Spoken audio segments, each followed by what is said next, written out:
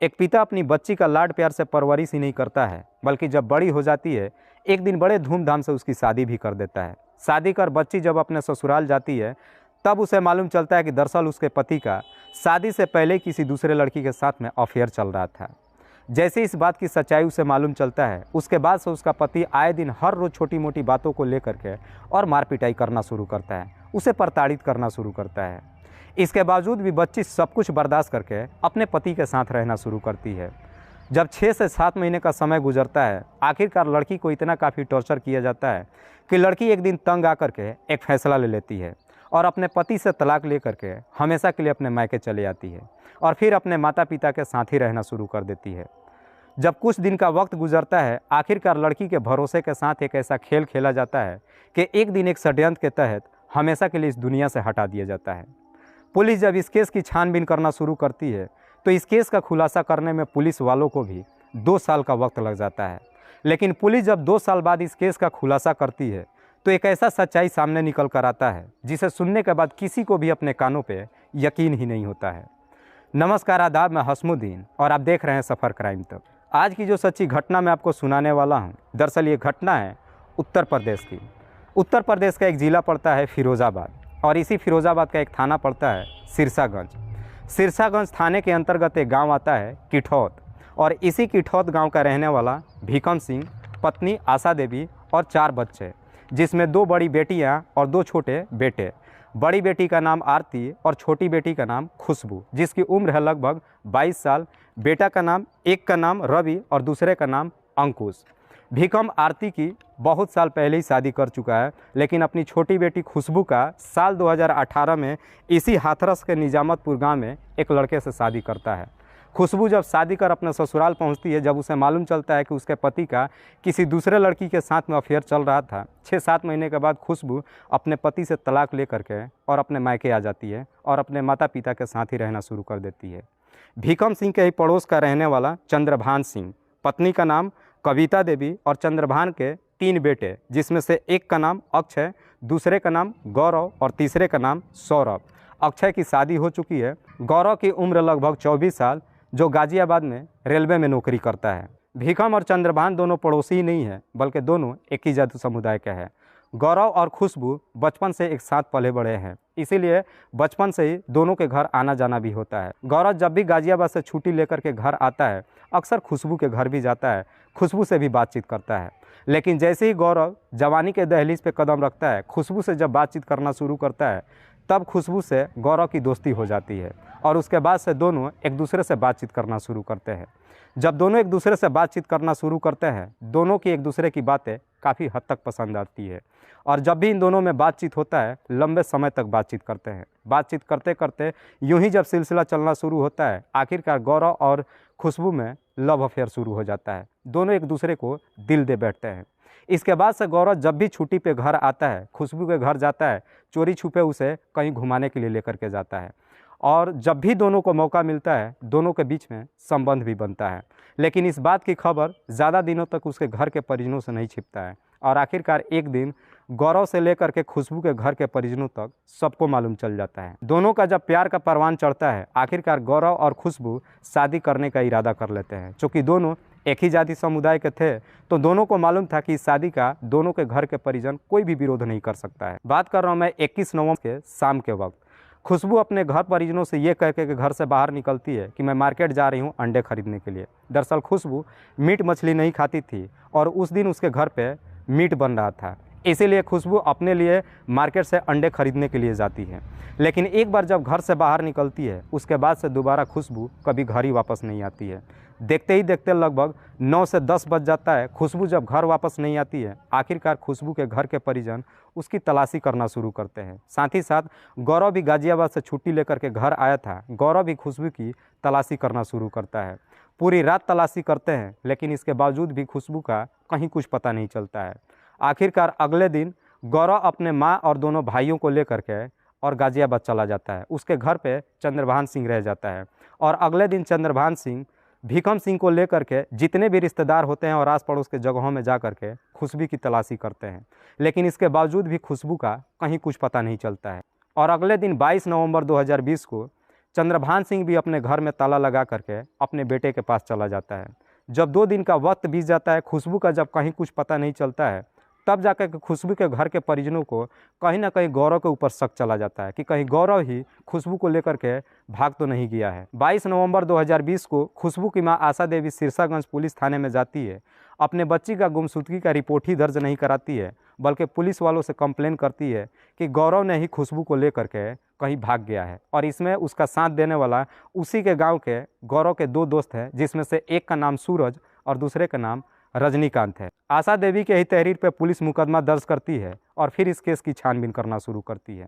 Police जब गौरव के साथ साथ उसके पूरे घर के परिजनों के नंबर पर जब फ़ोन करती है, सबका नंबर स्विच ऑफ बताता है। पुलिस वालों को भी समझ में नहीं आता है कि आखिरकार गौरव कहाँ चला गया। पुलिस जब जा करके गाज़ियाबाद में उसके ठिकाने पे पता लगाती है तो गौरव के किसी भी घर के परिजनों का कहीं कुछ पता नहीं चलता है। आखिरकार सिरसागंज के पुलिस गौरव के दोनों दोस्त सूरज और रजनीकांत को पुलिस थाने पकड़ कर लाती है और उन दोनों से गौरव के बारे में पूछताछ करती है।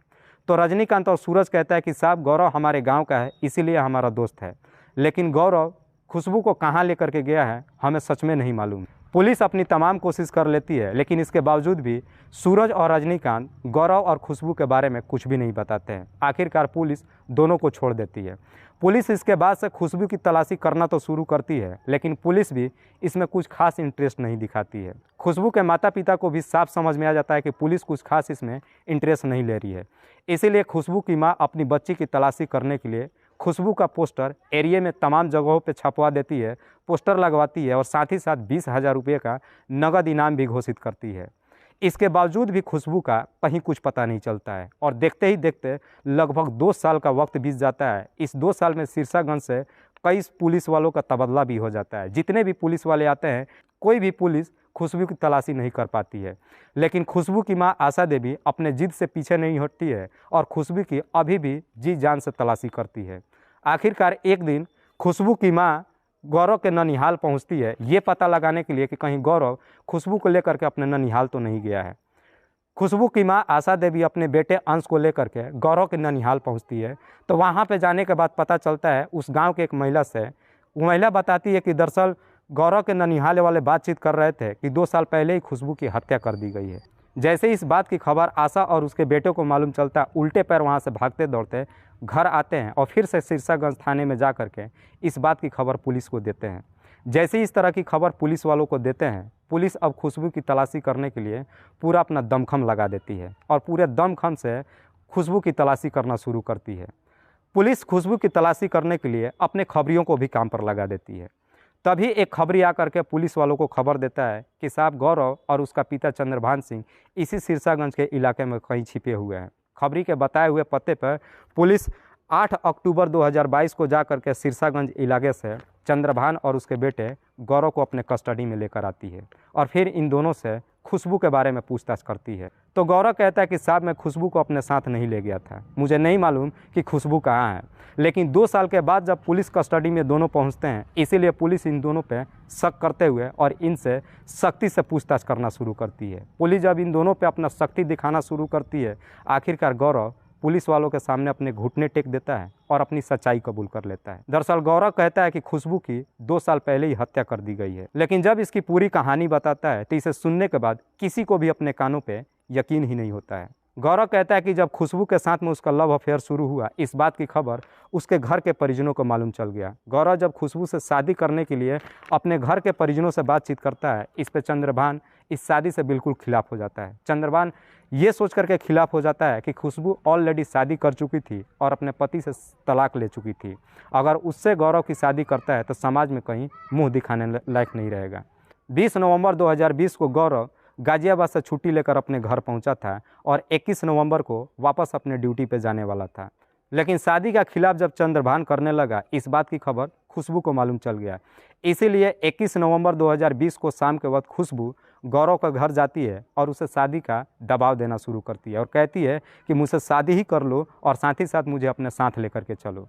इस पे गौरव खुशबू को काफ़ी समझाने की कोशिश करता है। चंद्रभान भी काफ़ी समझाने की कोशिश करता है कि तुम्हारी शादी गौरव से नहीं हो सकती है, लेकिन खुशबू एक भी बातें नहीं सुनती है और अपने जिद पे अड़ जाती है और कहती है कि अगर तुम मुझसे शादी नहीं करोगे तो मैं गांव में तमाम लोगों से बता दूंगी कि तुमने मेरे साथ कहाँ कहाँ पे संबंध बनाया है। जैसी खुशबू इस तरह की बातें कहती है, चंद्रभान इसको सुन करके काफ़ी एकदम गुस्से में आ जाता है। उसे लगता है कि शायद अब हम कहीं मुंह दिखाने लायक नहीं रहेंगे। इसीलिए चंद्रभान खुशबू को इस दुनिया से हटाने का एक षड्यंत्र बना देता है और गौरव से इशारा करता है। इसी षड्यंत्र पे गौरव खुशबू को कमरे के अंदर ले जाता है उससे बातचीत करने के लिए। खुशबू भी गौरव पे भरोसा करके कमरे के अंदर जाती है। जैसे ही कमरे के अंदर जाती है, चंद्रभान, गौरव और उसका भाई मिल करके खुशबू की गला दबा करके उसी कमरे में उसकी हत्या कर देते हैं और फिर उसी कमरे के एक कोने में 3 फीट का गड्ढा खोद करके खुशबू की डेड बॉडी को उसमें डाल करके ऊपर से मिट्टी डाल देते हैं और फिर किसी को मालूम ना चल सके उस मिट्टी के ऊपर भूसे का ढेर लगा देते हैं। और उसके बाद से जब खुशबू के घर के परिजन उसे तलाशी करना शुरू करते हैं तो अपने आप को बचाने के लिए गौरव के साथ साथ उसके घर के परिजन भी खुशबू के घर के परिजन के साथ मिल करके खुशबू का तलाशी करने का नाटक करना शुरू करते हैं। 8 अक्टूबर 2022 को चंद्रभान अपने पैतृक गांव का घर बेचने के लिए सिरसागंज इलाके में पहुंचा था। तभी इस बात की जानकारी खबरियों को मालूम चल गया और खबरियों ने पुलिस को बता दिया। जैसे ये पूरी सच्चाई गौरव पुलिस वालों को बताता है तो उसी के तहरीर पर पुलिस अपने पूरे दल बल के साथ गौरव के घर पे पहुंचती है और बताए हुए जगह पे गड्ढा खोदना शुरू करती है। आखिरकार पुलिस जब गड्ढा खोदना शुरू करती है तो उसमें खुशबू के कपड़े और उसके शरीर के कुछ कंकाल मिलते हैं। पुलिस जब इस केस का खुलासा करती है तो इसे सुनने के बाद किसी को भी अपने कानों पे यकीन ही नहीं होता है। फिलहाल पुलिस उसी वक्त गौरव और चंद्रभान को अपने कस्टडी में ले लेती है और उसके परिवार की तलाशी कर रही है, लेकिन उसका परिवार का अभी भी कहीं भी कुछ पता नहीं चल रहा है। दोस्तों, इस कहानी को सुनाने का उद्देश्य मुझे किसी को परेशान नहीं करना है, किसी को तकलीफ़ नहीं पहुंचाना है। बस आपको बताना है आप जहां भी रहें सुरक्षित रहें और अपनों का ख्याल रखें। तब तक के लिए जय हिंद, जय भारत।